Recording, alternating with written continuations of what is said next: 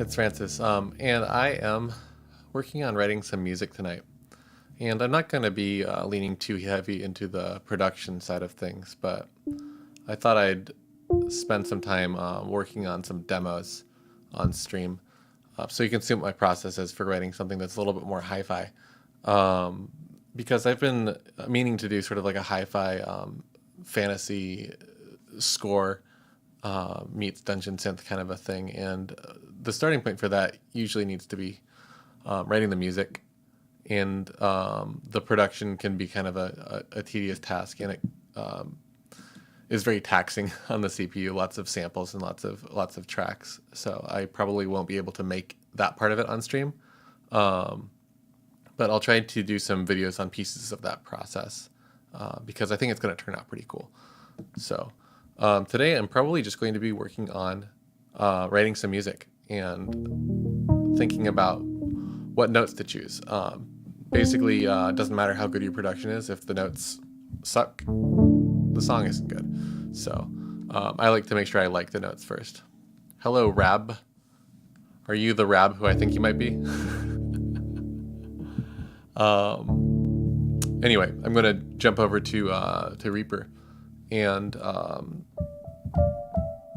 think about what kind of place I might want to start here. And I think to do that, I want sort of a general all-purpose patch, because I'm going to orchestrate this. This is going to be like my goal is going to be high-budget fantasy film score, basically. And I've got a video I'm working on that I'm going to put up this weekend, so you can hear kind of like the level I'm talking about. However, the starting point for that really kind of has to be writing the song. So I need a melody first, I need a harmony first, I need an arrangement first, and then I can bring all of those ideas over to the high budget kind of project, which ends up having sometimes hundreds of tracks. But as a starting point, composition. So demo piano. I should sample that mechanical keyboard sometime, shouldn't I? This is probably as good a sound as any, but I'm going to look at... Actually, I bet this has like a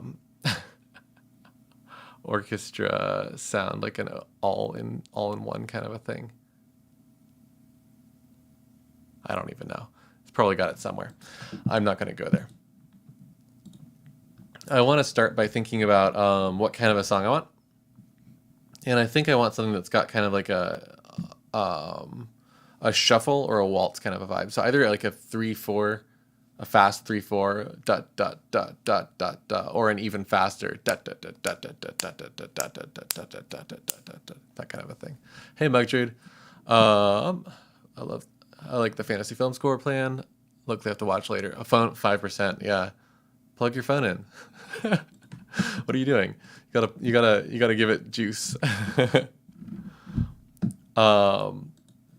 So I actually just mapped, I got sick of tap tempo, so I mapped that to my numpad 3, and I want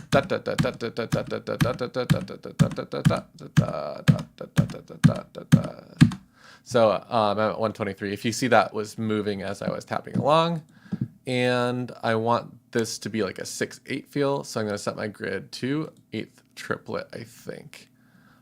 These are also custom buttons. Again, I've talked about this before, but right click up in this corner and you can customize your toolbar and put whatever you want in there. And you can actually like upload your own images for these, so that gets pretty dangerous pretty fast. One time I had a student that I was working with put a picture of the guy from Nickelback on his tracks, and it was really delightful. You can't get any work done when you laugh every time you open your project, though. So let's see what this feels like. You know what? Maybe I'll start with a drum groove instead of a demo piano. I'm being indecisive. And for a drum groove, I like to start with just like sort of tom-toms.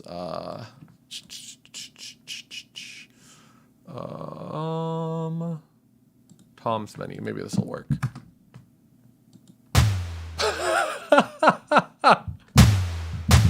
That's almost the Rickroll tom.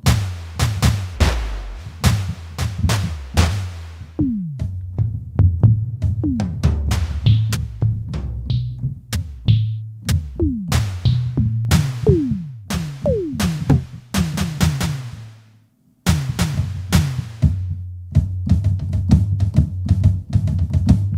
can't even handle these. They're too funny. I'm going to start with this and I'll change the sound later.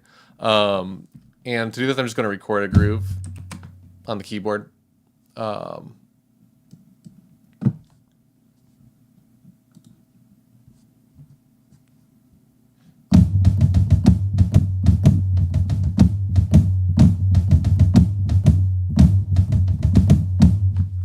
Something like that.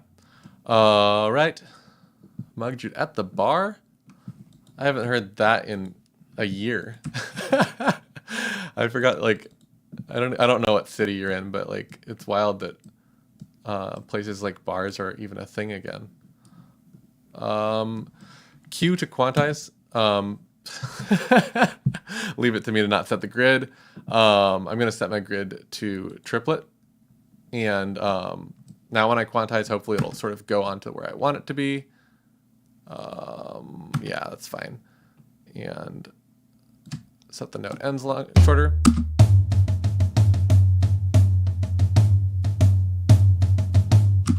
That's not good. I need to do better. I think I need to do this manually, unfortunately. And as you can see, I have a tendency to play very before the beat when I'm doing keyboard drums. It's something that I'm working on and that I'm very aware of. Right. So I'm going to actually lean into that before the beat thing. Oh, geez. All of these are before the beat. Come on. All right. Just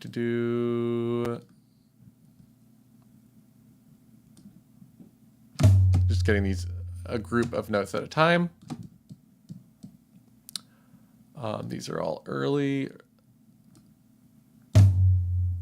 That before the beat thing sort of does give you a sense of urgency in the music, and I don't want to completely invalidate that by putting stuff on my grid exactly.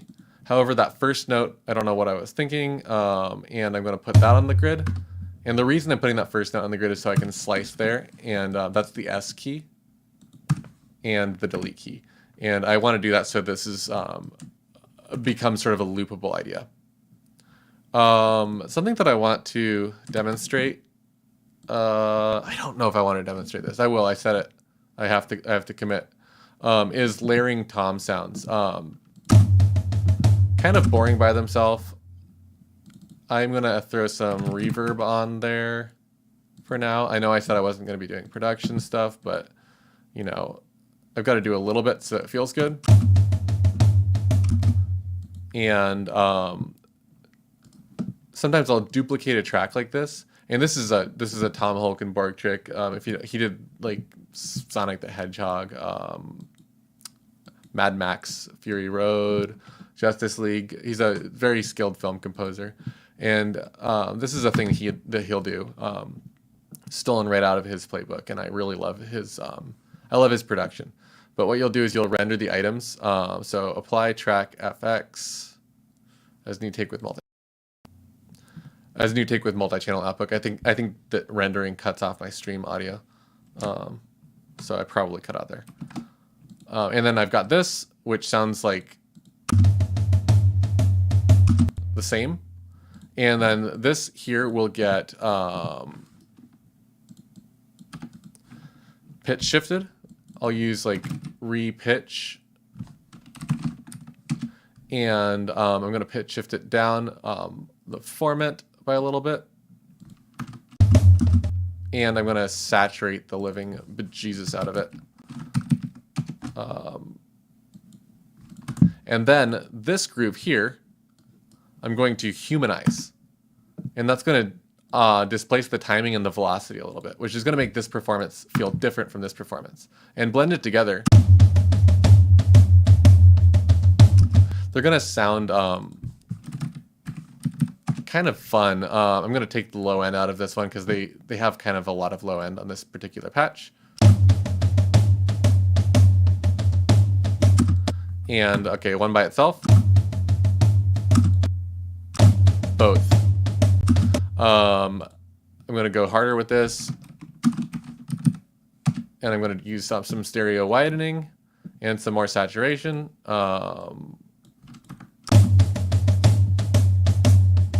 And then this one here, I'm going to render again. And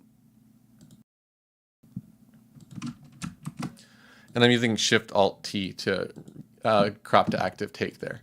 And now the combination of these two things is going to save me some CPU power so I don't crash my computer on the stream. And it's going to sort of beef up these drums. Hello, Lord of the Rats. Hello. I love saying your name, even though I know your real name, Mech Scrap Tracks. I love that screen name. I don't know why I love it so much. This one right here is going to get saturated also. And I think I want to humanize this a little bit more. You know what? I'm going to render that as well. And I'm getting into the habit of doing this. It's not specifically a good habit, but I only have 12 gigs of RAM, and when I'm running OBS and streaming, and also using a bunch of plugins to make sounds, I run out of power pretty fast when I use the fancy stuff. Oh, album's finished. And yeah, of course, I love featuring on stuff. I have an enormous ego, so it feels good to be in the credits of tracks. Everyone check out Elementster. That's the artist name of Mech Scrap Tracks in the chat. I featured on a track on his upcoming, or maybe already out, album. I don't think it's out yet. I think it comes out really soon. But I played like some of the synthesizers and did some other stuff. I don't remember. I actually don't remember what I did on it. I just remember that I considered doing a guitar solo and sending it to you and seeing if you yelled at me. And let's just pull these off the sides. Gross. Okay, it sounds terrible. But it's a starting point, and this stuff's all too loud. Minus 7.45 decibels to everything, all around.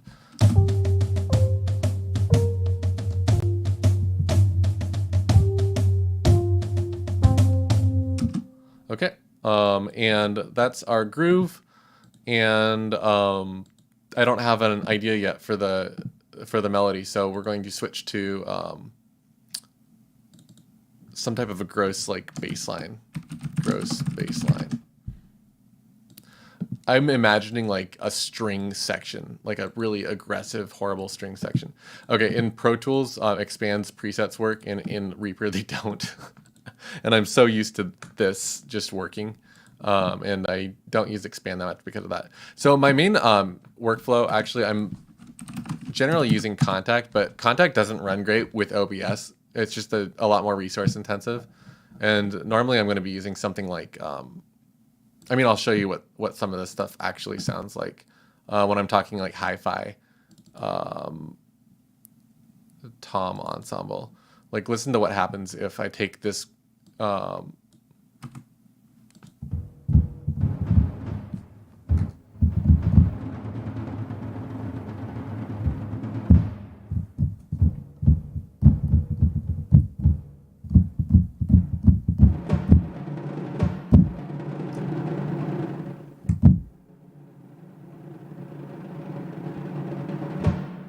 it's just so fun. They just sound great. Anyway, those samples are fancy, and once you get into like the 20 to 30 tracks of them, you are just in really bad shape. You sort of I don't even know how to describe this. Your computer just hates you. It wants to throw up all over you. And because of that, we're going to look for something like that. We want really aggressive bowed strings. Maybe we can find like a bowed bass string sound. Hard double bass. No, that's not bowed. That's plucked. I think we're just gonna go for a string patch. Big hard strings.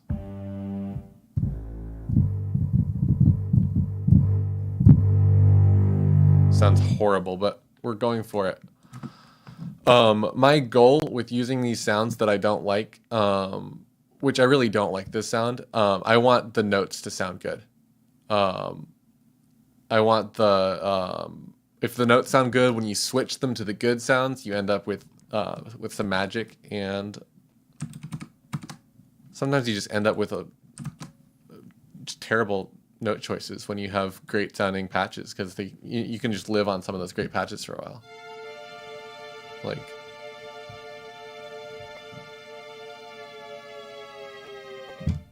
if you take that and you add like something like this to it,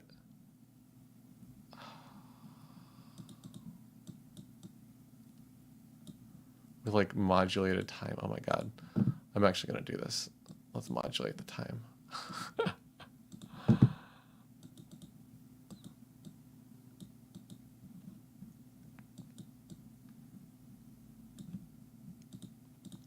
I see a question in the chat. Theme for tonight is composition. I'm thinking of doing like a hi-fi kind of a project. And basically what I need to do is write the music first. And I don't like writing the music in the sessions that are resource intensive. So a lot of times you end up with, like 40 tracks of Contact, which is a very resource intensive piece of software. Like each instance, like really wants to use like a gig of RAM if you let it. And I don't have that much. I need to buy some more RAM. I've got 12 gigs of RAM on this computer, and that's just not nearly enough.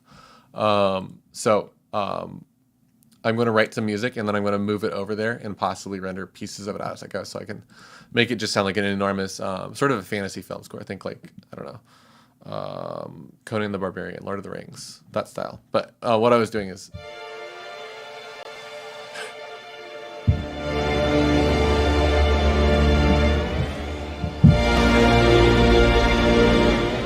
terrifying, right? We're not doing that. You know what else? This is cool. It's not that cool. I saw my fog machine in my closet, and I plugged it in. So I thought maybe it would add to the ambiance. Here it comes.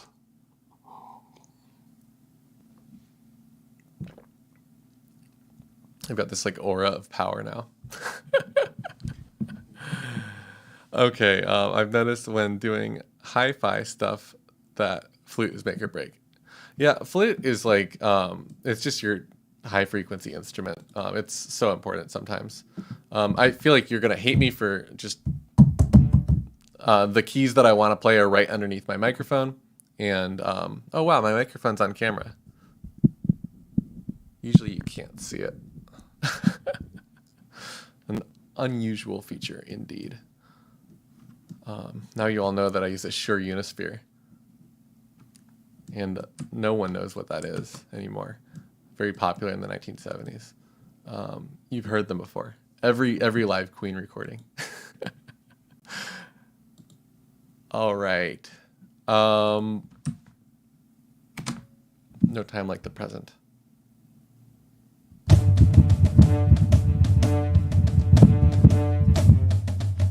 Yeah, okay. Boring. But we're going to run with it. Sometimes boring is good. Strings get doubled in octaves. And this line should be an octave down. I don't know why I played it there.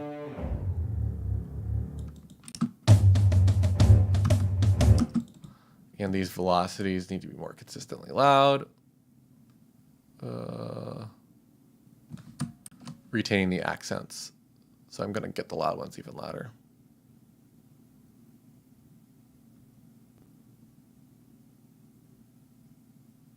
Okay. And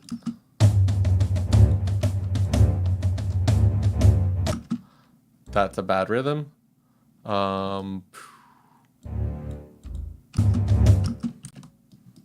This can go here.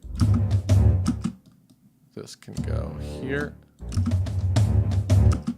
That should be there. This is gonna sound like a pirate song. Maybe this is the pirate theme. Am I?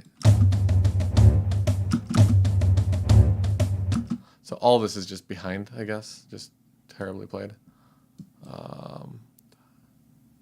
Is that right? Oh, it's on the wrong grid size. I think I need 16th note triplet.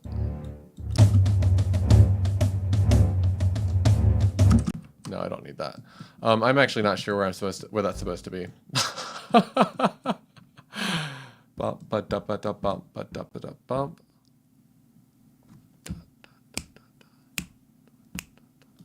These should be here, right? You know what? They also have sort of a. I think this is just all horrifyingly early.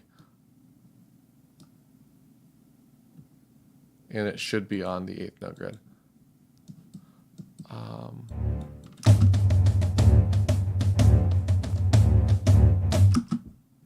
Yeah, okay. That should work. I might quantize that.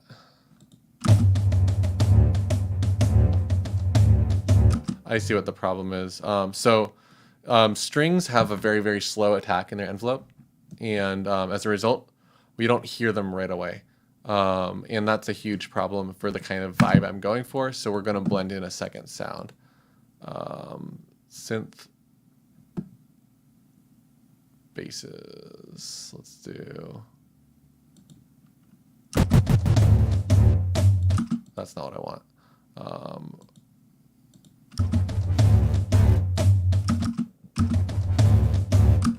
That's bad. What's wrong? Okay, that's gonna be fine. Maybe let's make these a little bit shorter. And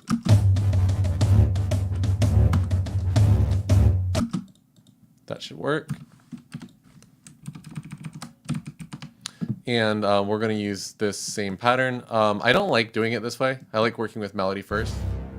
But we're going to choose a chord progression here arbitrarily.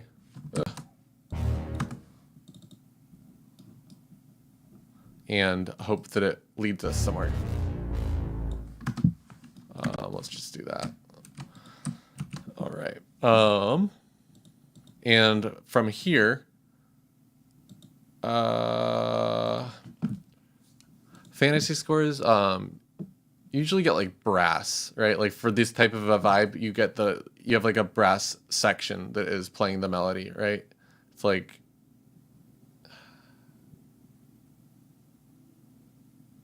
natural brass section. I clicked the wrong button. Let's go for it. Not natural at all, but we'll deal with it. Brass instruments are actually really hard to get realistic, and I'm going to be uninspired. I'm using one instance of Contact. This is my cheat day, where I get to use one instance of big kid sounds. Let's do. Hopefully the computer doesn't hate me for doing this and streaming at the same time, but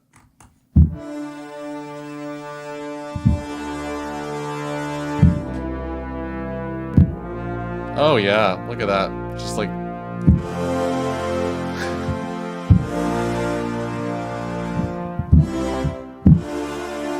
it's just so much more epic when you have great sounds. Great sounds.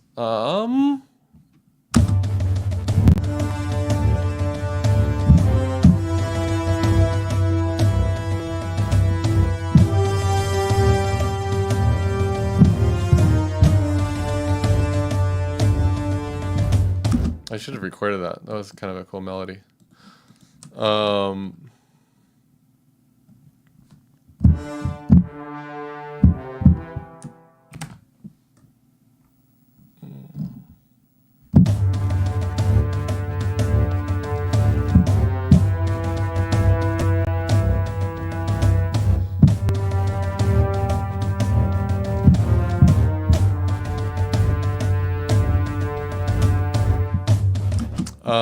And I didn't like one of the chords there, but this is our theme, I guess.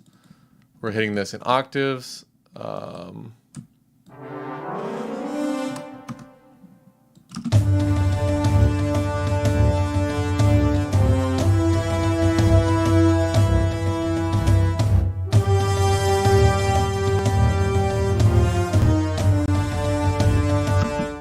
And I need more beef down here. I am planning to do this as a hybrid score, but I want to leave, and that means to use synthesizers and electronic instruments alongside the orchestra. However, I don't want to warm this up right now. These old analogs, they don't like they don't like they don't like it when you don't make plans with them beforehand. Put it that way. So this will be a mini moog later, but for now it's going to be a fake one. And always pull the voices down to 1 when you use a multi-voice synth for a monophonic sound. This is going to be a pulse wave, 4-pole filter, turning this down, turning the cutoff down part way. ADSR needs the sustain volume up.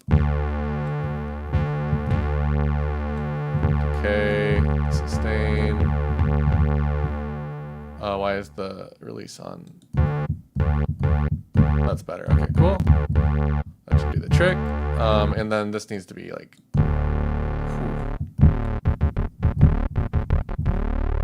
yeah, something like that. And this now is going to be here too, and just the low one.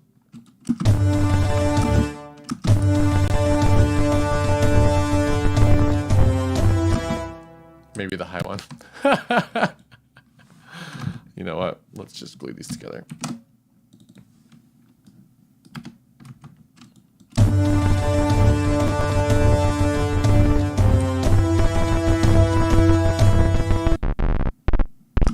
That's just like hilarious.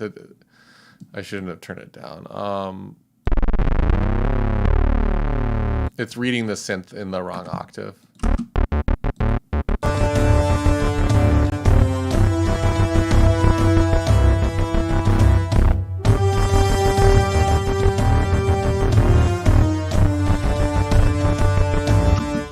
What chord is that?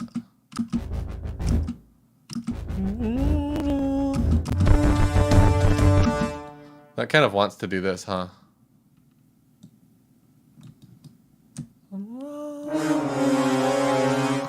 I didn't mean to copy both those.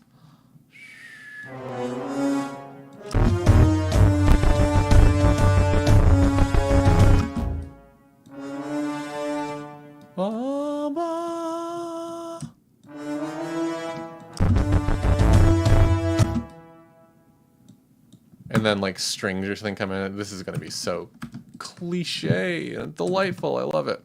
Jojo Momo 8-bit Dungeon Synth is great. I agree, and this is not going to end up as 8-bit Dungeon Synth in any way, shape, or form.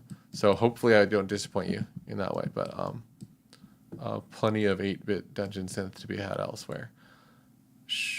Okay, this is going to get copied. This will get copied too. Let's just do that same horn line twice and throw in like a woodwinds or maybe strings. I just do strings too much. Maybe woodwinds. Strings are appropriate though. Let's do strings. I know I said this will be a test. If the stream starts going slow or crashing, then we'll know how many it'll be like after the third instance of contact. So I'm gonna do let's do violins can come in next. Let's just do, here we go, violins. Maybe we can handle this. Okay.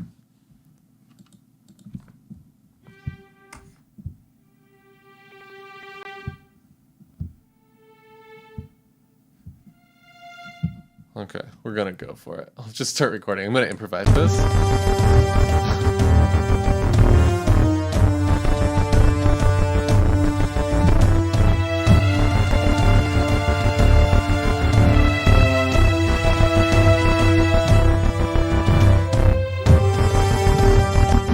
I'm getting a little bit of lag in the recording. That's probably the, I'll just try again.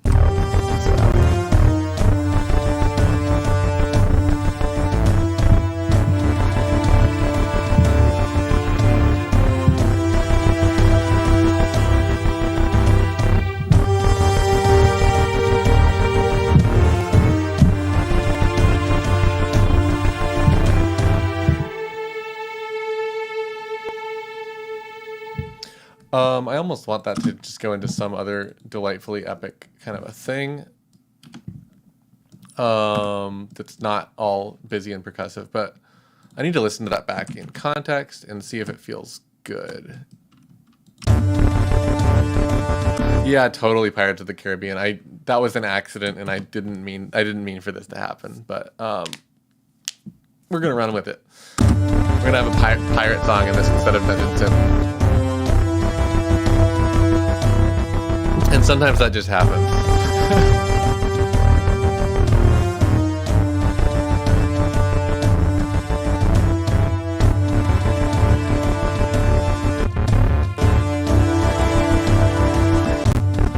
Okay.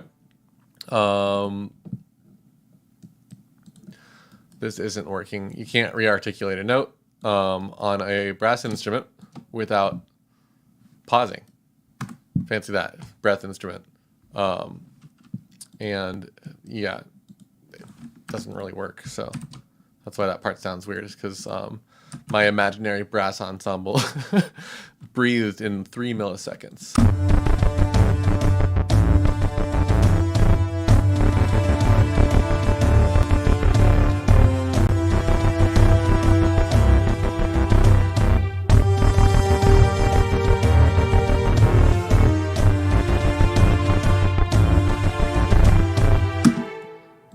And then here we can go to something else.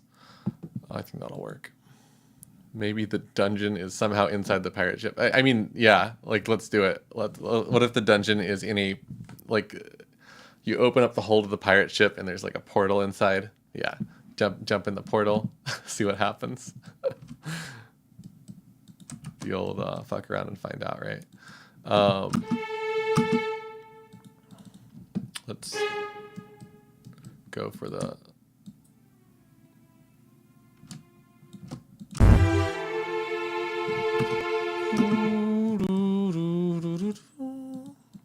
something like that. I like to switch between playing on the keyboard and writing stuff that I wouldn't think of at the keyboard.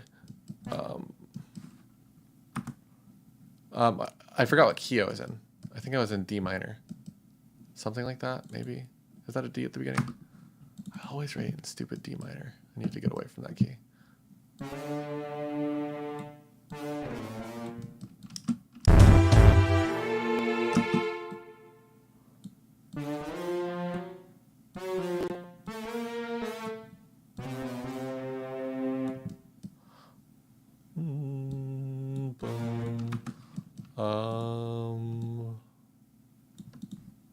Let's go.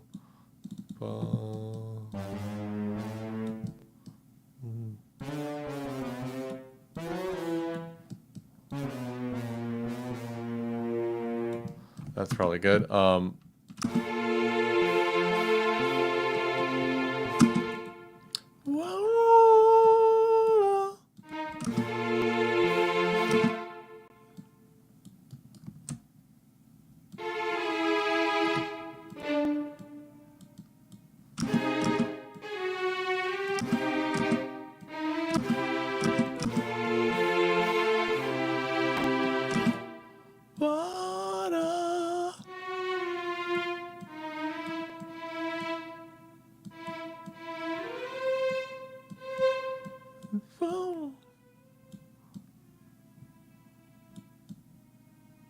Something like that.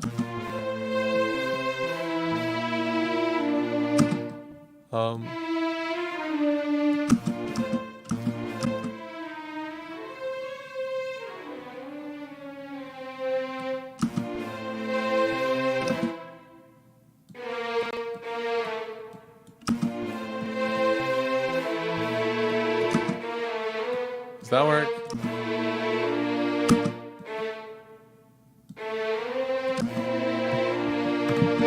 Something like that. And this needs to be loopable here. I think I need to actually fix that one too. I need in a final score. I would well, first of all, I'd have these two violins on separate tracks, and I would also have this all be a continuous item here, because I would want that bleed over to exist in situations where it's appropriate. But in this case, I just want this stuff to be quick and dirty loopable, because I'm just writing music. I'm not going to release the finished product. If I ever make like a Patreon, I'll put the demos on there or something like that. And Derek, what's up? My group did a pirate ship in a Greek-themed archipelago campaign. Just a weird mash of themes. I think that would be great. I love the idea of the like archipelago campaign. I did a D&D game many years ago when I was probably like a teenager. I don't even know. Where I played a character that was kind of like a not really a pirate, but like that type of a character, like from an archipelago type of a place, and sort of swarthy ranger kind of a character. I really enjoyed that character. It's the only character I've ever done like level 1 to 20 in D&D with. Took years of that campaign. It was great. I think I'm going to follow roughly the same chord progression on this repeat here. Is this going to be good? No, that needs to change.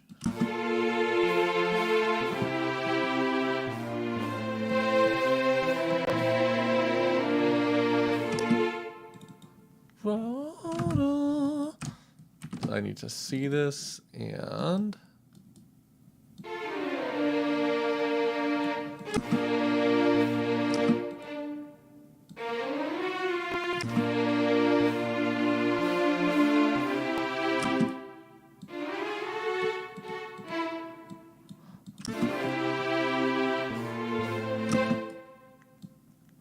I want a different rhythm here.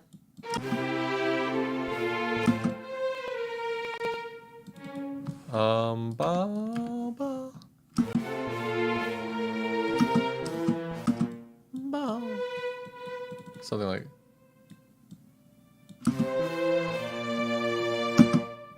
I'm gonna harmonize this just in thirds.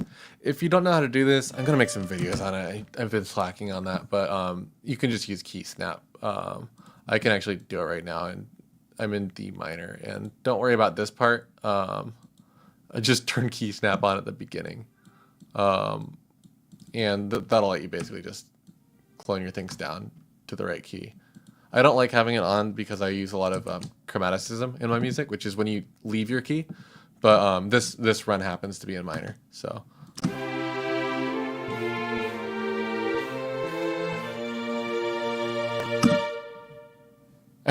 You know what the trope thing to do would be here? It would be this. Something like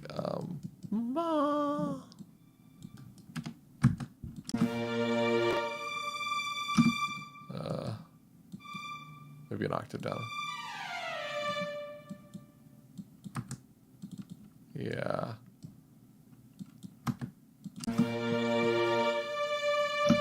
And these notes would have to be connected. You'll see what I'm doing here shortly.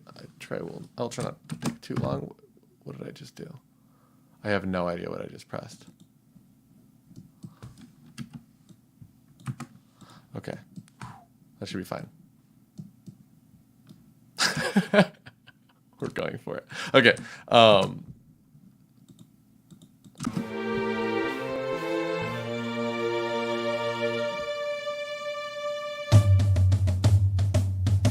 And then going back to this idea here.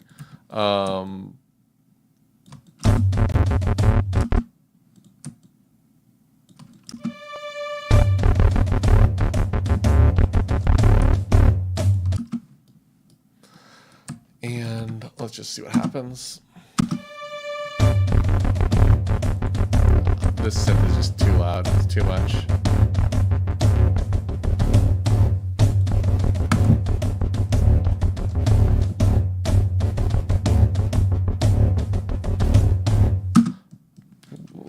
Maybe we can bring back this theme again. This is pretty abstract right now as far as the farm goes.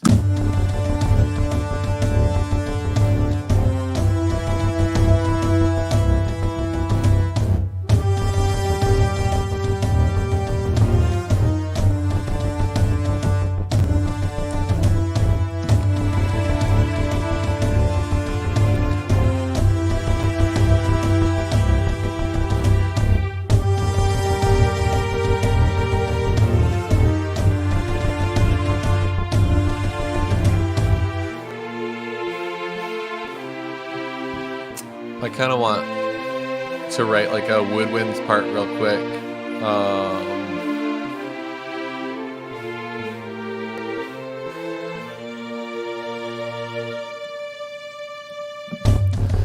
The pacing's all wrong in this. I want these parts to, this part to last longer, this part to last longer, and have some more support.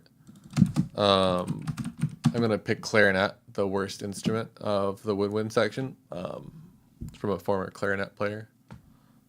Stay in school. Play any instrument that they ask you to. You're going to get better at other instruments as a result. Nobody knows what their favorite instrument is when they're like 8 years old or however old you are when they put you in band class. Anyway.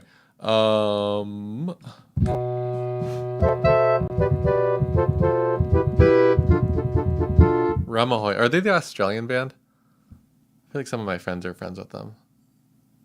Oh no, they're European. Ramahoy. I haven't heard that name in a while. Someone I know toured with them. I can't remember who it was.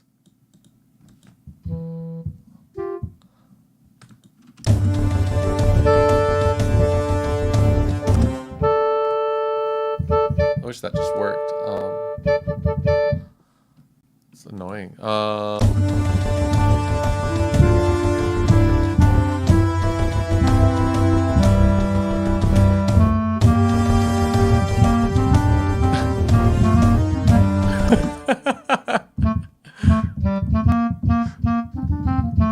This is like the now that Pirate Captain is like the big bad wolf wearing Red Riding Hood's outfit or something.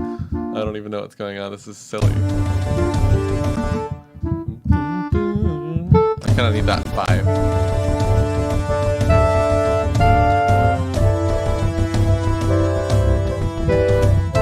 So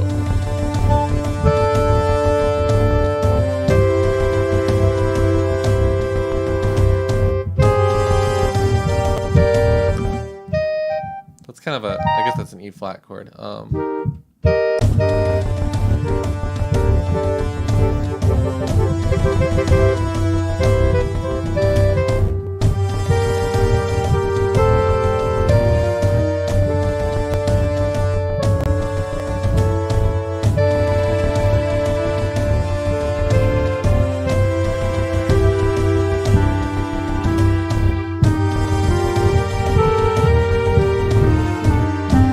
So what I'm trying to do here is I'm trying to think of a part that's a counter melody that fills in some of the space and some of the chord voices that I feel are missing.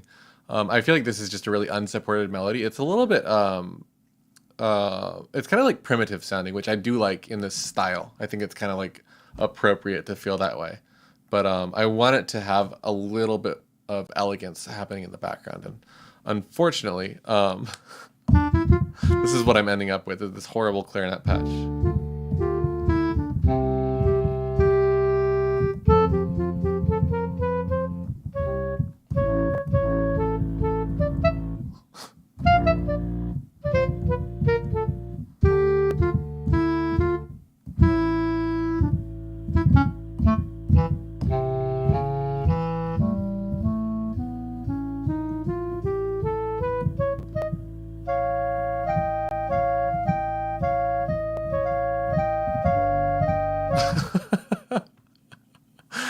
I just need to hit record every time I do anything because like that would have been amazing if I had like just recorded it and then spent an hour taking it apart and putting it back together.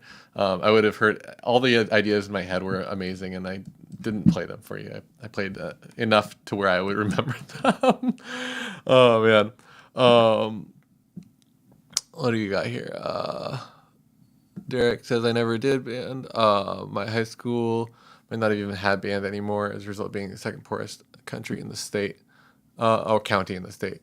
Yeah, I actually didn't do band in high school. I only did like the elementary school band. And high school, I bought a guitar and, ended up doing a bunch of fun stuff with it. The Forest Party song, I don't know that song. You'll have to send that to me. Send it to me on like Facebook or something. And Rad Retro Collector says, hello everyone. What's up, Rad Retro Collector? What's your favorite Rad Retro thing? Name every Rad Retro. My favorite Rad Retro is like probably something that's like ancient history at this point. I don't even know how old retro is, but I would love to hear everyone's definition of retro. When I think of retro, I still think about like Pong and stuff like that. That's retro. But the stuff I grew up with is retro now too. Like Castlevania Symphony of the Night is retro, right? Card collecting account. Ooh, like Magic the Gathering? Or other stuff. I should get my Magic cards out on stream. Like POV, you're playing Magic against me and I'm casting Wildfire for the 4th time. And you're throwing away your life. Just you hate me, even though you're gonna win the game eventually. 80s He-Man, G.I. Joe. Awesome. That's rad. You know what I love? I hadn't thought about these in a long time, but you know what a great retro thing is those G.I. Joe infomercials, the joke versions of them that ended up on the internet. It's probably like my favorite thing on the internet when I was younger. It's like the just like every single one of those fake G.I. Joe commercials. I love them. I wish I was good enough when I was a teenager to play death metal. I wasn't good enough at guitar yet. I would have if I was, but...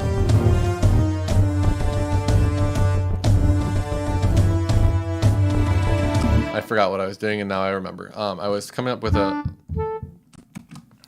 counter melody here, which is going to be horrible, but we'll just deal with it.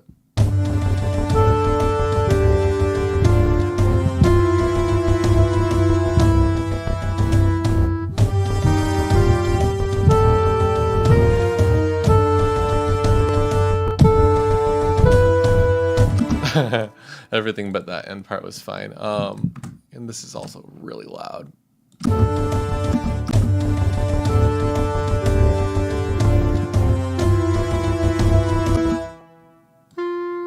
I don't like that note. I'm focusing too much on the third and the melody, so I guess I need to do that probably. That's better. Okay. This one I am going to kind of quantize a little bit, and I'm going to harmonize this again in thirds. Let's actually, we can't key snap. We have some chromaticism in this part.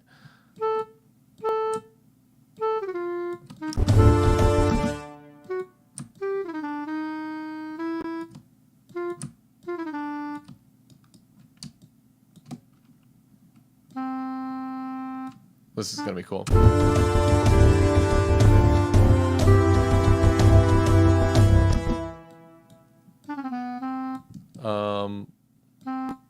Maybe this actually.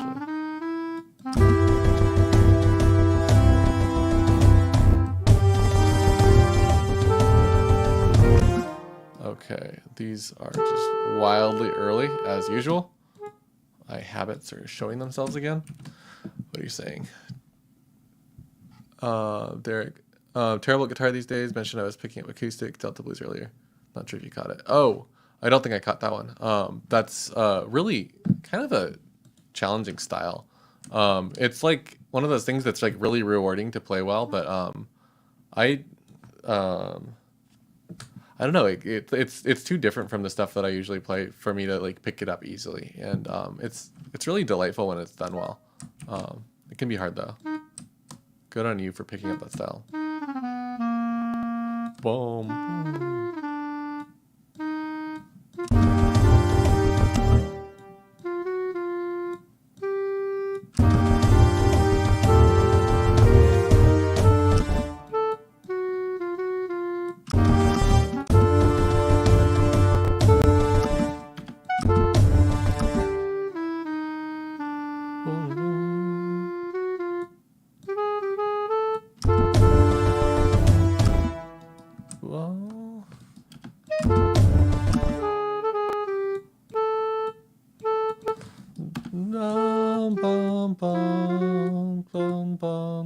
Something like that, maybe.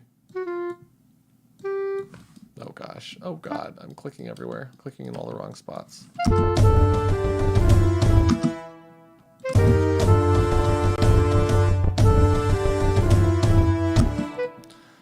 This might actually work.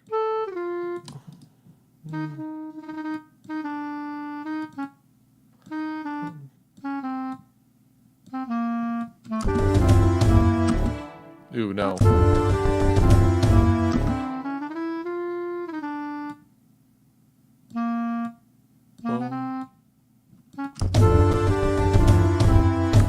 That might work. Okay, so we've got a counter melody here in the woodwinds. Let's see if it works on the repeat with this string melody. I'm gonna play that back and look at the chat. Exoplanet. I am. I would actually say that he's one of my favorite composers. Probably my in the running for like maybe not my favorite composer, but my favorite probably my favorite in film, actually. My favorite film composer. I think the soundtrack to the 1982 whatever Conan the Barbarian film, the first one, is like it's one of the only film scores that I wouldn't change a note in. If you allowed me to redo that movie, and you're like, we're doing a Conan remake and we want the same melodies, do whatever you want with it, I would plagiarize the score. I wouldn't change a fucking thing about it. It's perfect. It's the best. It's the best film score for a piece of fantasy media. It's the best score for a piece of fantasy media in history. Let's just say that. So yeah, I love Battle.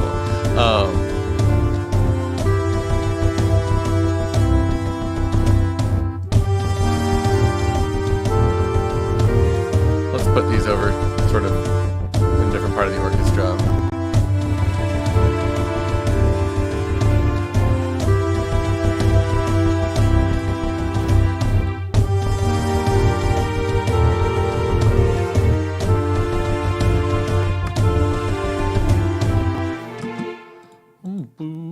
And this is very this part is actually very Basil Polidor's, so it's like I think that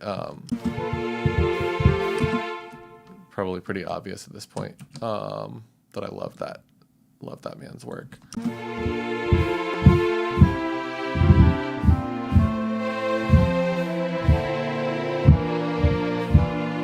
Something like that. Do we want to go full Basil?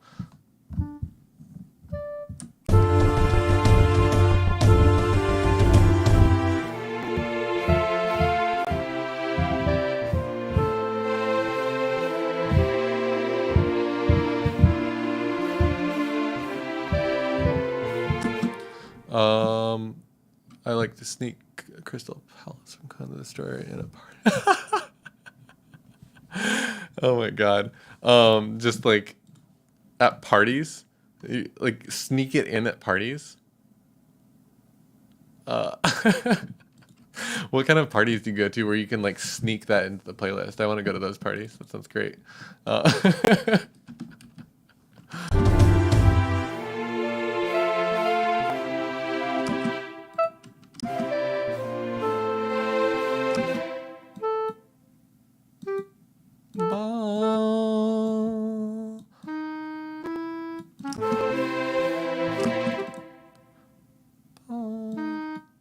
So I think that what we want here is like a lot of ninths.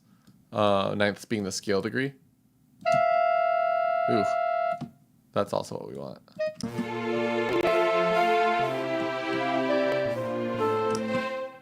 And these are all early or I meant late that time.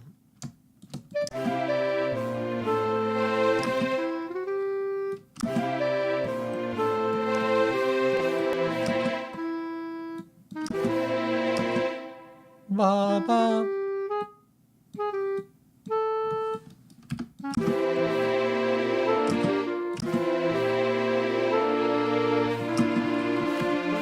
Okay, I'm gonna copy this rhythm, and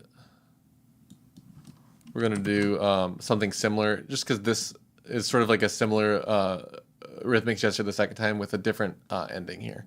So that's the thinking there. I want to keep rising here though.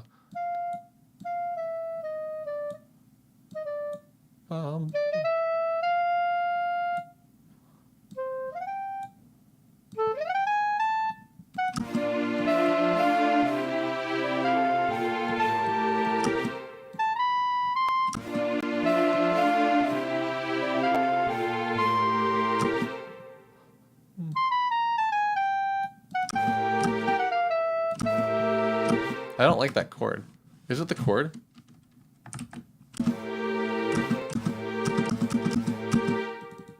Yeah, it's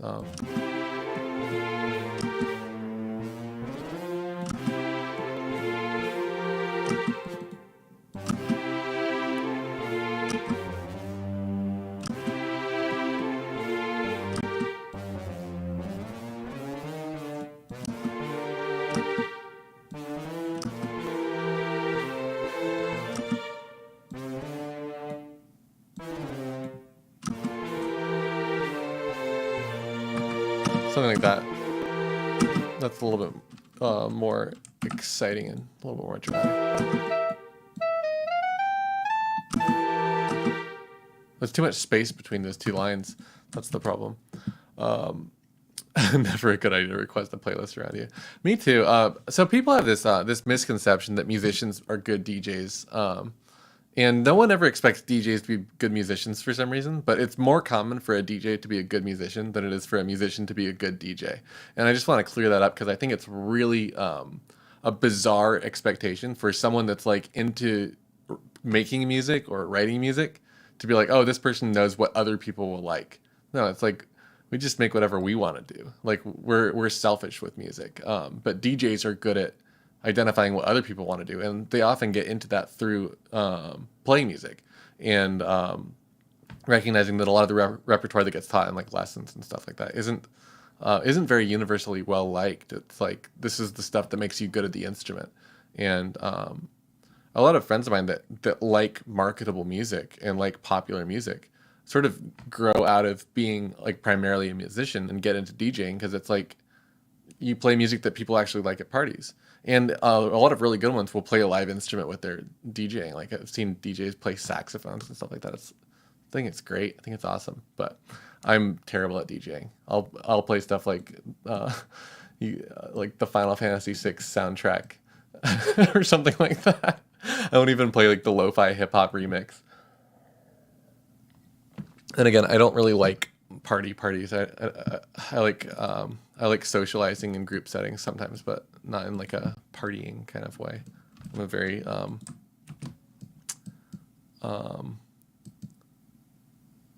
don't know how to describe that personality type. I'm not antisocial. I'm not extremely social either. I'm not really an introvert, not really an extrovert. I don't really know how to describe my expectations of parties, but what I like is like 4 to 10 people with really great foods. Am I old? Maybe I just sound like I'm describing a party that young people think of as old people parties. A charcuterie board, a glass of fine vintage. I don't even really like alcohol that much anymore. I don't do anything that's like that young people think is fun. I just sit here and make Dungeon Synth on YouTube.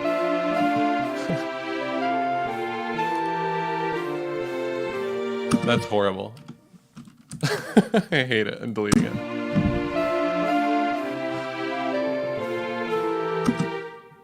Let's just copy it.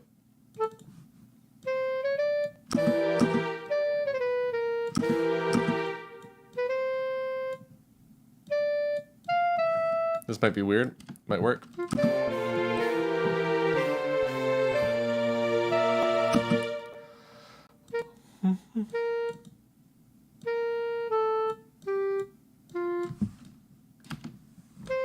I like the idea of doing something fun.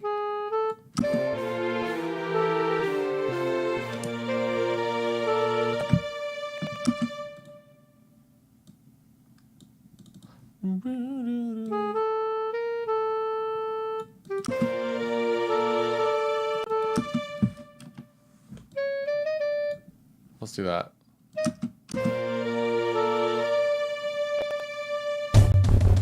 Yeah, okay. Something like that'll work. Omnivert? I don't know if that's the right term. Maybe. Maybe I am an introvert that just like got good at practicing pretending to be an extrovert. Derek says, I stopped playing music for a few years. Probably the worst decision I've ever made in my life. Getting back into it has improved my life immensely. That's great to hear that that's improved. I don't know if that was a bad decision. You wouldn't have known how good of a decision it was if you hadn't quit, I think, and come back.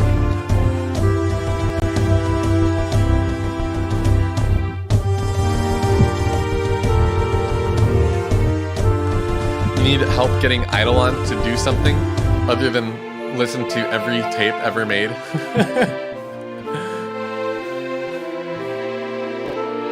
And Jacob isn't having it? What is it? You mean for Elminster? I know Jacob's super busy right now. We've been talking about doing an episode for his podcast for like almost a month now. It just hasn't panned out. So I'm not sure how helpful I can be. I'll mention how cool you are whenever we get around to doing our episode. How's that? Plant the seed. I'm gonna do like a breakdown, heavy metal breakdown here. Let's do.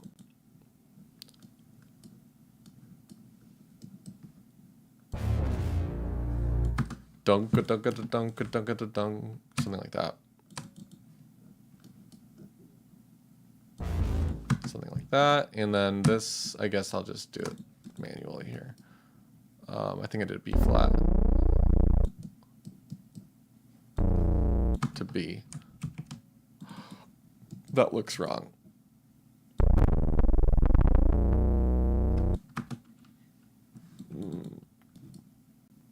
I think I meant to say A.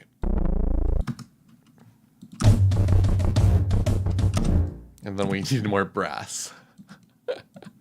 Great sounds. I love how I just immediately knew that was brass.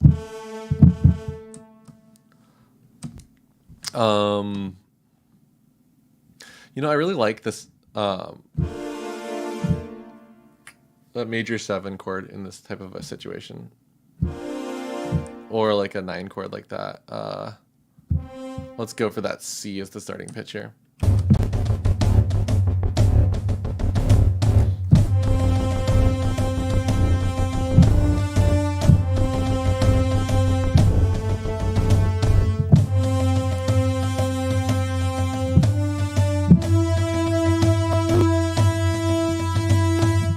Oh yeah, I'm liking that melody a lot.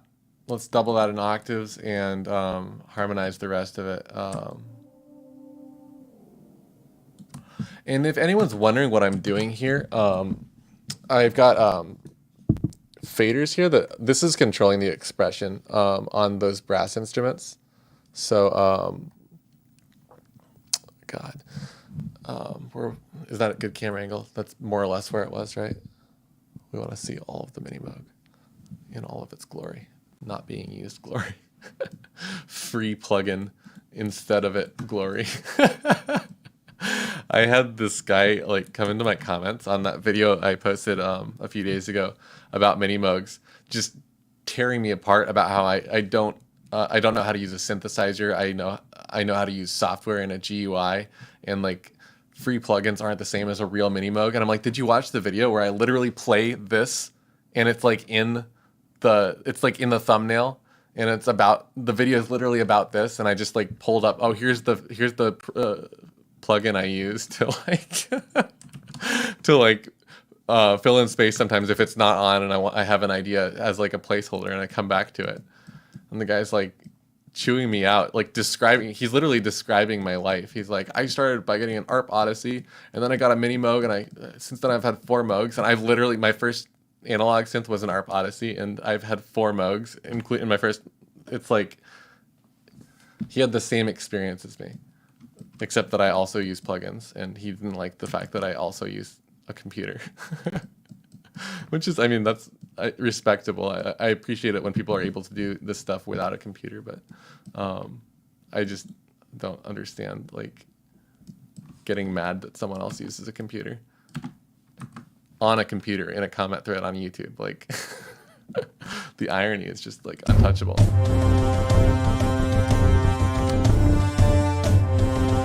This is epic. It's gonna be so cool once I put like good patches on this.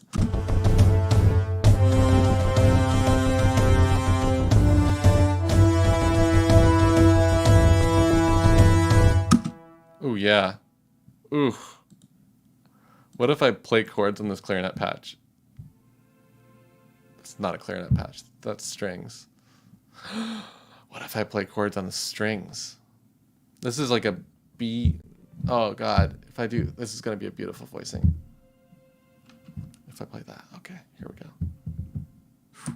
Here we go. Ready for it? Oh, I wanted to start the recording sooner. That's why it didn't work. Okay. Watch this.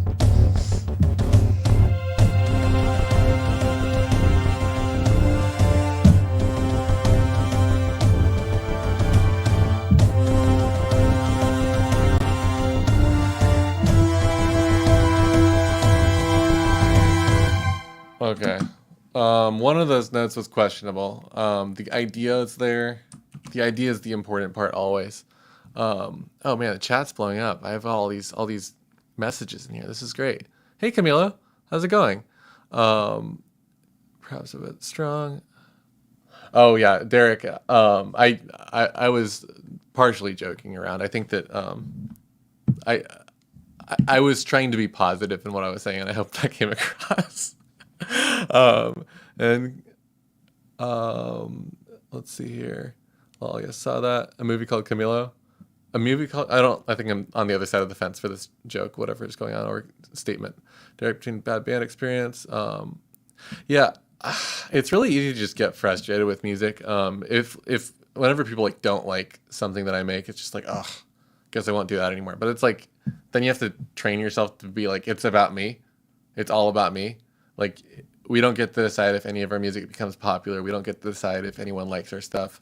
So we just should be doing the things to make us happy, I think. And as long as you're not hurting other people when you're doing it, just do stuff that you like. And I think that if you share the stuff that you like doing, then some people will find it and enjoy it. And I think that feels good when other people like the stuff that makes you happy. I don't think very few things have ever gotten popular because someone was like, this is going to become popular. I'm going to make something that's popular. That's companies do that. Companies get a group of people together that's like, these people are great at what they do, and we're going to design a movie or a song or a game or a toothpaste or something like that, and it's going to be popular. And you get a big team of people to all pitch in and make something popular. But individual people don't usually become known for things that are designed with like popularity in mind. So just make stuff that makes you happy, even if it's just, playing the ukulele at home by yourself. Speaking of which, yay or nay, I had this idea for a video. How to make evil music on a ukulele. I don't know. maybe it's a bit of a stretch. I like the idea of it, but who knows? Inception. Oh, the guy commenting on my video. Yeah. Yeah. Typical analog, not rhetoric. I'm I almost did in that video, and it would have been really funny because he would have fallen for it, is I almost used the Minimoog as a controller for Steinberg Model E. Because if I did the routing, the MIDI routing, I could have had my MIDI controller controlling this and this keyboard controlling the plugin. I think that would have been really funny. Oh, God. Oh, yeah, Fender or Gibson through a tube amp. I've got a Gibson and I've got a tube amp, but I usually just... Sorry, Mom and Dad. Tube amps sound fantastic, but they're too much work when they're not exposed. I think they sound phenomenal when they're exposed, and you want the power of the inconsistency of the tubes and stuff like that. But most of the time, they're just like, oh, I need to service my tube amp again. And I do record with a tube amp all the time. And when I say all the time, like a few times a year.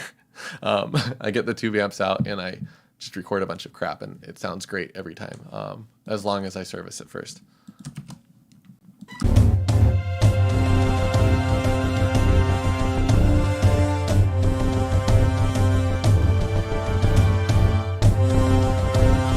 I don't like this chord.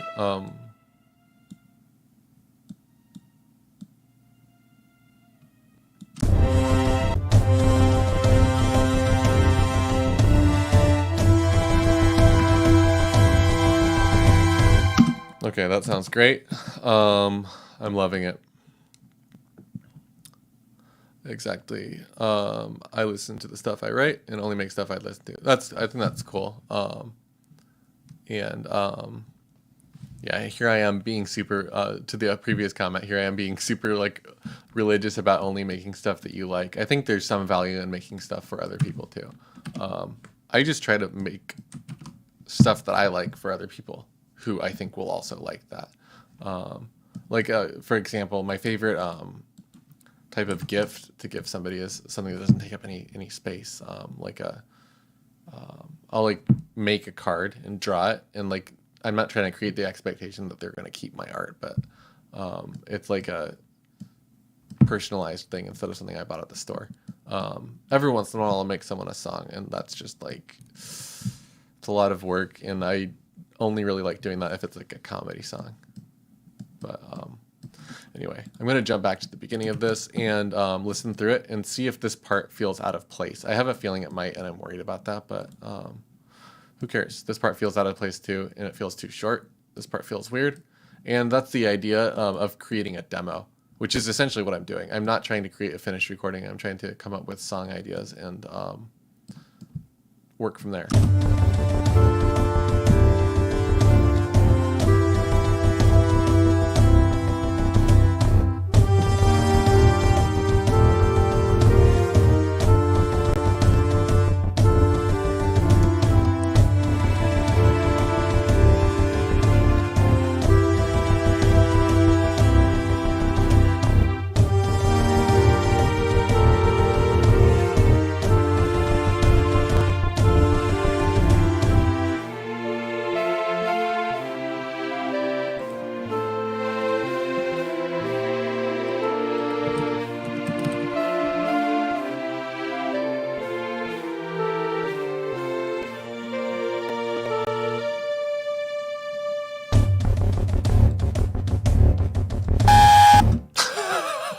Excuse me. This is more of a bowed cymbal is more of a horror movie sound effect, but I think it might work quietly here in the string. That's fine. So this is just like a violin bow or a cello bow on a cymbal.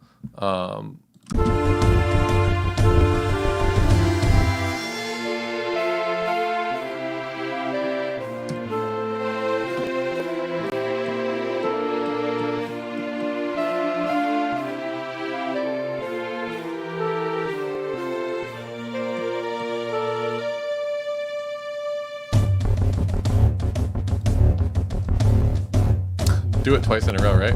Why not? Like, what it's so like Tom Hanks is gonna come out with a machine gun. That's not a thing that happens in movies, is it? I just made that up. I just made these drum samples here. If you want these, actually, I can send them to you. This is just I just made a drum loop. I made it in a combination of a few things. I did it in I played on the keyboard a groove in XPand too, and I rendered it out a couple of times and resampled it with different saturations and pitch shifts and some equalization as well, some filtering, stuff like that. I'm not particularly fond of it. I'm not gonna keep it, put it that way. It's not gonna go in the final version, but it's good enough for a placeholder for me, and I might use something like it in the future. I think this particular one would sound cool as like a sort of a stretched out lo-fi like half speed thing. Like something like this would sound good, I think. With like a I don't know, like -3 here and -5 or something like this. I think would sound awesome in the right context.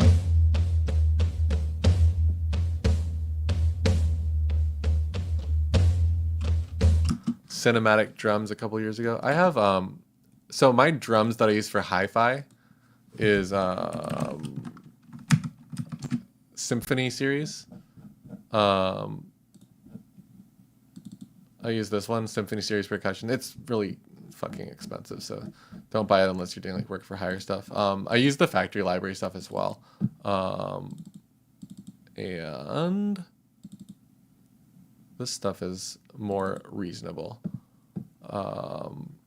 And I might use something like the bass drum, for example, just to show you. And I'll do. I've been meaning to add a few more things to this actually, so I'll redo my workflow with that. But I'm using a different starting point. I should have done my preset template. So starting with something like that, which you can't really hear because it's under the microphone, so it's probably sounds like the keyboard plastic. But bass drum, and we're gonna start with a groove.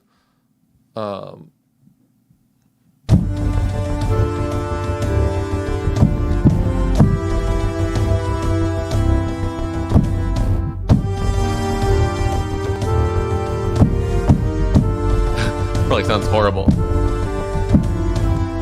Okay.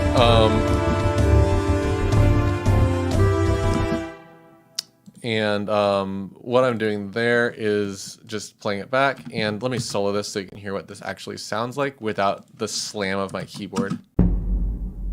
There's the drum. Camillo, I don't think the factory library is free. I think that's what comes with the paid version of it, which is horrendously expensive again. I recommend buying it as part of a package or on a sale. Native Instruments is one of those companies that if you buy anything for more than half price, you're getting ripped off. They mark their stuff off incredibly because it's among the best in the industry. And if someone hires you for a gig that pays like say $20,000 or $30,000, and you need like the best thing, like you'll just go buy it for $600 or something like that. And it goes on sale Black Friday every year. All that stuff goes on sale for between 50 and like 80% off. And however, Contact is it is free, the player, and you can find a great deal of free libraries for it that are excellent. They're just certain libraries won't play on it. I think that some of the libraries that I'm using, or most of the libraries that I'm using, actually do work on the free player, and I have the paid version of it because it gives you a lot of back-end tools to edit the sounds. So you can see all the different samples, and you can actually edit each one individually and add effects to it, and it's just infinitely deep. It's probably the best sampler on the market, and I like doing sampling personally. So I've got some libraries in here that I made, and if you're making your own sounds, it's worth paying for it. It's one of the best pieces of software for music production if you make your own sounds. But back to the task at hand, which is turning this into something cooler.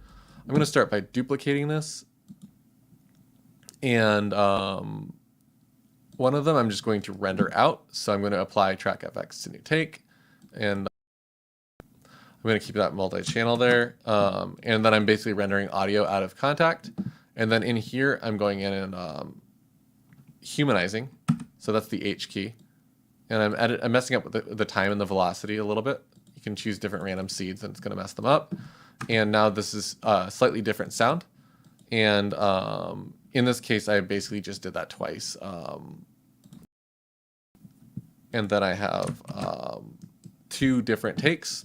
And to make them more different, I'm going to, well, first of all, take contact off of these and add saturation. I'm going to add some EQ. A really dangerous thing to do with bass drums is leave a lot of low end in them. It builds up fast, and it's good to just filter out a lot of low end because they have too much. If you're doing layering and stuff like that, a lot of times drums need to sit in the middle of a mix, not on the bottom of the mix. And that's just like a really common mistake that I still make the mistake sometimes. And I'm also using repitch, and you can do this with a plugin. I'm going to do it inside of the track properties or media item properties. That's F2, or it's in a right click menu if you forget the shortcut. It's item properties here. So I'm going to adjust the pitch of one of them by like +3, and I'm going to why not? I'm going to copy this one to another track and adjust the pitch of this one by minus, I don't know, 2.67. I don't care. And listening to them all together. And I'm actually going to move this one over a little bit, so it flams a little bit. Flam is when you hit offset from each other. So there we go. Now we've got some pretty juicy drum sounds in there. And I'm going to slice that off even though there's a tail and loop that. And I'm going to bring it over here too. And oops, I didn't mean to do that. These bad boys in here are going to get the tail, all that reverb. If I zoom in on the waveform, you can see that the reverb lasts forever, just like massive concert hall sound. And then this will happen over here as well. And let's hear what this sounds like in context. It's just going to accent those drums a little bit.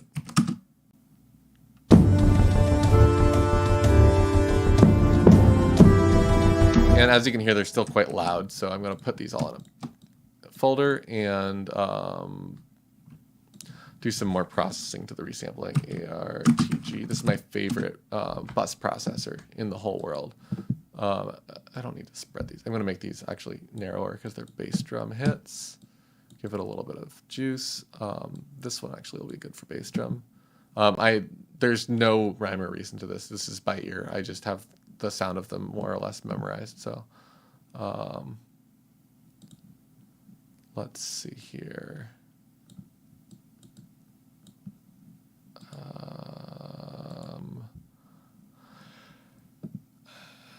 Let's see what this sounds like now.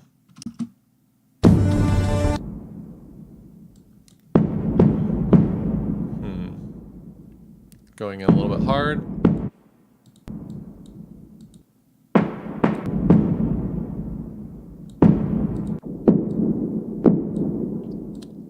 Getting a little bit of the mud out. A lot less of that. Okay.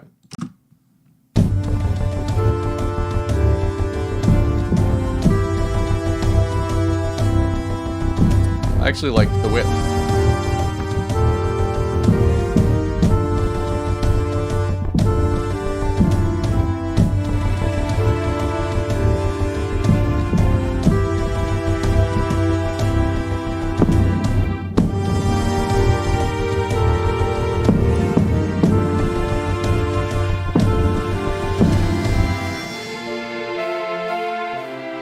Okay, that feels pretty cool actually.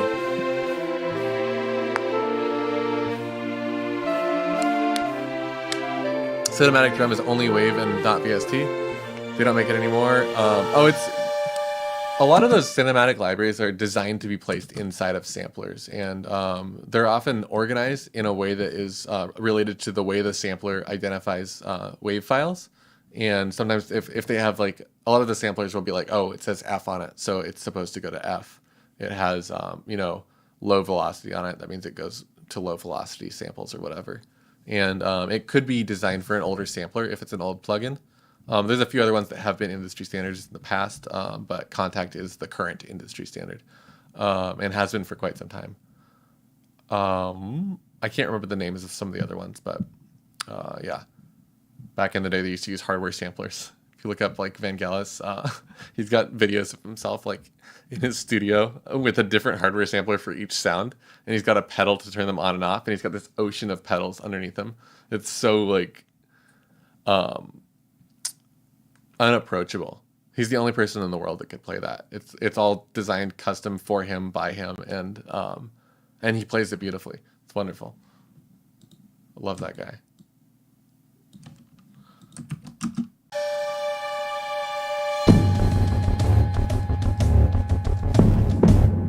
That needs a gong right there, doesn't it? Do I have any gongs? Obvious gongs.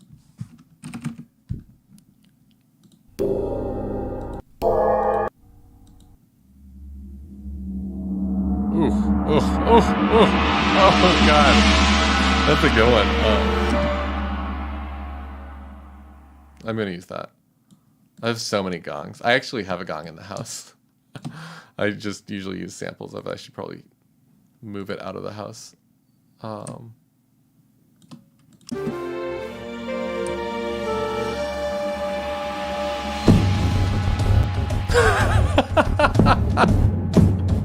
It's so unnecessary.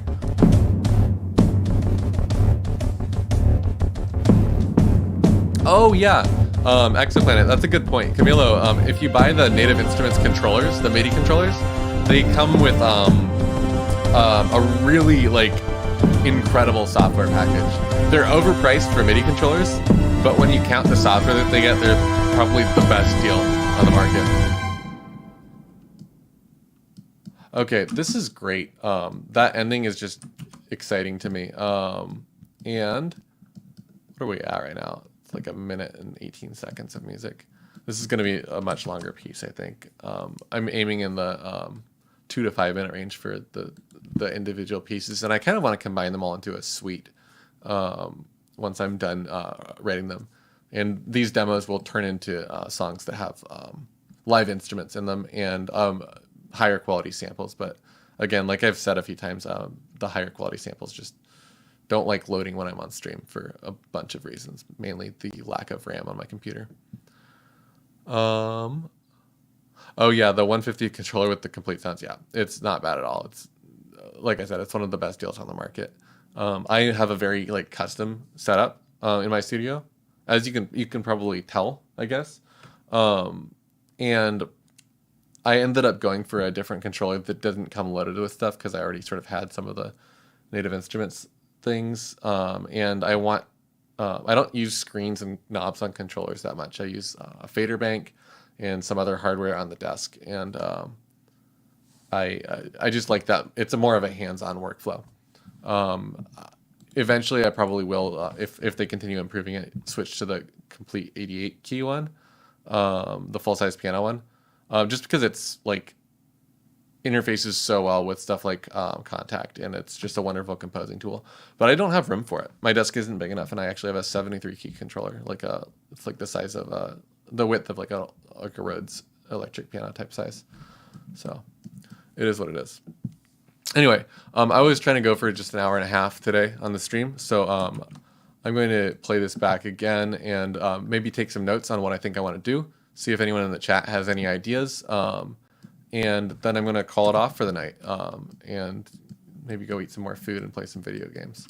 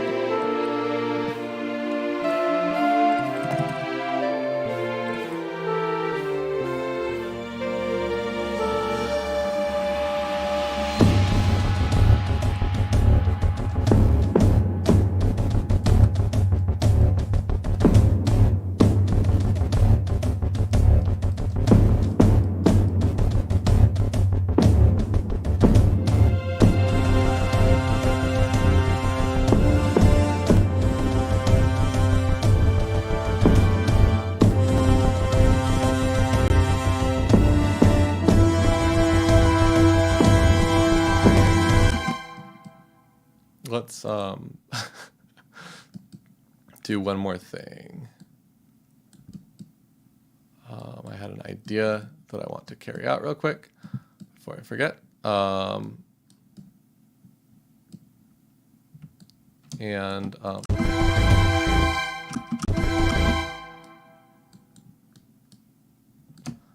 I'm thinking of doing like a little pause and then maybe something that calls back to the beginning or something similar to this at the very least. So I'm just going to see what that feels like right now.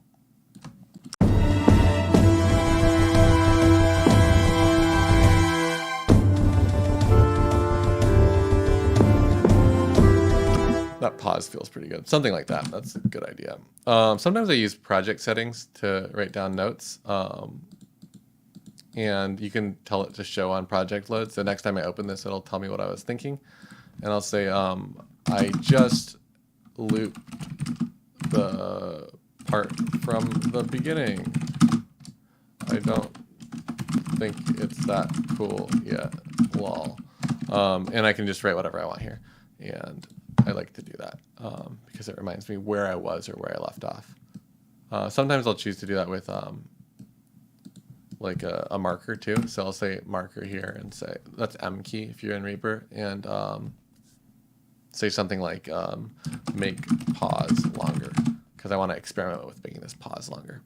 But anyway, thank you all so much for coming by and checking out the stream. I hope this was fun. And I hope this song ends up being cool. I think it's got a lot of potential, but it's got a long way to go too. So I guess we'll see where it ends up. And I've got my first attempt at doing something more like Basil Pollard style, very like hi-fi, high fantasy, hybrid score type of feel. And I made a tester of it, and it's with a funny video. I did a comedy video. I figured it's like April Fool's Day soon, so I should make a joke. And I hope that everyone enjoys that joke, because I think it's funny. Making fun of a fantasy trope. Anyway, again, thanks everyone for stopping by, and I will see you next time. Have a great night.